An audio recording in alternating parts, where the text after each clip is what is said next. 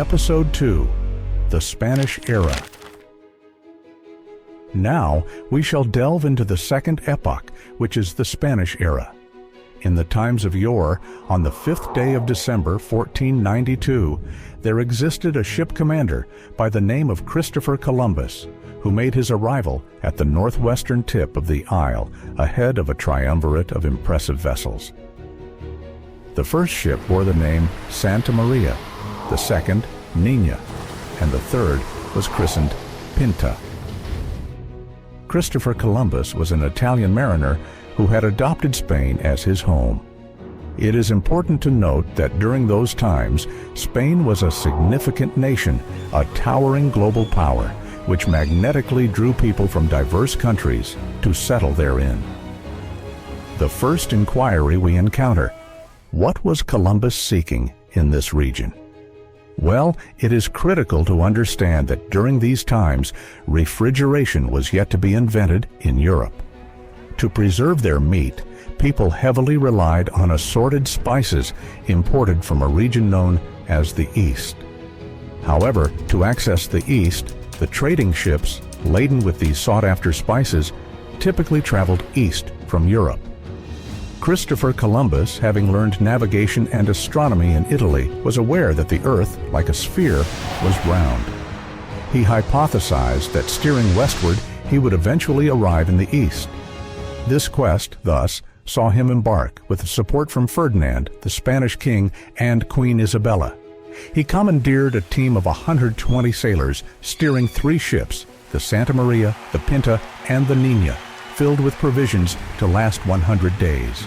They set sail from Palos, a Spanish port, on the 3rd of August, 1492. Columbus faced significant challenges from his crew, who were reluctant to persist with the journey. This trepidation was alleviated nearly 2 months later when they spotted tiny birds fluttering in the sky, a sight that calmed the terrified sailors, since birds do not inhabit the sea. Eventually, on the 12th of October, 1492, after a duration of 2 months and 9 days, Christopher Columbus chanced upon an island in the Bahamas region, inhabited by people who addressed it as Guanahani. In essence, Columbus took control of this island, altering its name to San Salvador, translating to Holy Savior. It was a wise decision because after 2 months of exploration, with no new lands discovered, his sailors were contemplating mutiny, with plans to overthrow Columbus and return home to Spain. Thereafter, Columbus sailed past Cuba, though he did not linger. Ultimately, on Wednesday, the 5th of December, 1492, he arrived at the northwest tip of the island. Historical accounts indicate that he disembarked the following day, now known to us as Thursday, the 6th of December, 1492. Instantaneously, he renamed the place where he had set foot as Puerto de San Nicolas, which would eventually be known as Mole St. Nicholas.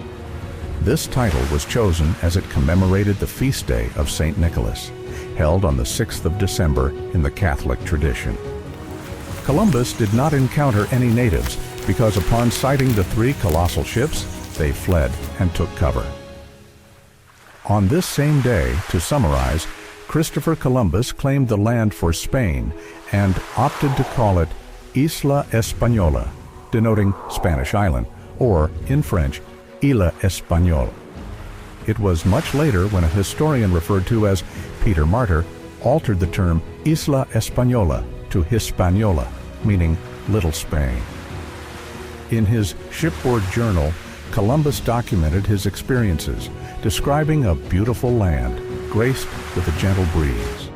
However, the ground was heavily strewn with stones, leading Columbus to commence exploration. On the morning of the 7th of December, very early, Columbus hoisted anchor, sailed eastward, and discovered another island. This minor island reminded him of a vast tortoise, hence he named it L'Île de la Tortue. On the 3rd day, December 8th, Columbus discovered a large bay with a beautiful sea. As the 8th of December is the feast of the Immaculate Conception, Columbus decided to name it Puerto de la Concepción. The port, situated near a gulch, would later be known as Molsen Nicola. Entranced by the beauty of the location, Columbus decided to spend an entire week there, giving his sailors the opportunity to claim the area. Subsequently, they used chopped tree branches to construct and erect a large wooden cross. This symbolic ceremony marks the first Christian ceremony held in the Americas. In his shipboard journal, Columbus declared it to be the most beautiful land on earth. This land seemed akin to paradise, but Columbus deemed the terrain, the panoramic view, the landscape as surpassing even paradise. The Spaniards managed to capture a scantily clad native woman adorned with a magnificent necklace of gold nuggets. Columbus was kind, offering her small tokens, confectionaries, and a few bells, making her comfortable.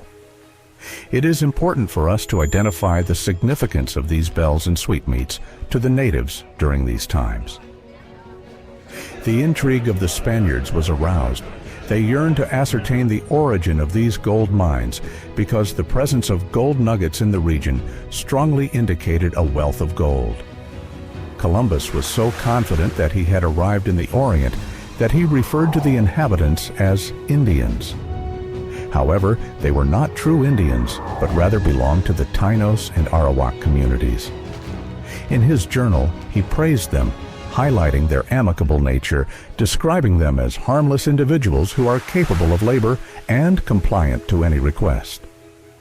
From that day forward, with a mere stroke of his pen, Columbus had predestined the island to become a locus of slavery.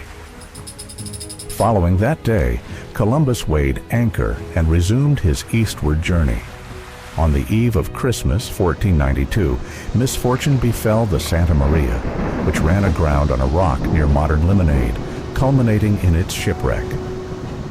With the assistance of the natives, Columbus salvaged everything feasible from the Santa Maria. Subsequent to the wreck of the Santa Maria, Columbus erected a fort, which he named La Navidad, the Nativity. My dear viewers, you might question why construct a fort. A fort often signifies impending conflict. It implies violence. From that point onward, Columbus's intention, his aim for domination, was evident. On the 1st of January, 1493, after a duration of a month and 5 days, Christopher Columbus sailed back to Spain to stake a claim in the contest of recent discoveries. Prior to his departure, he stationed 30 sailors at Fort La Navidad, leaving instructions for them to treat the natives cordially in his absence.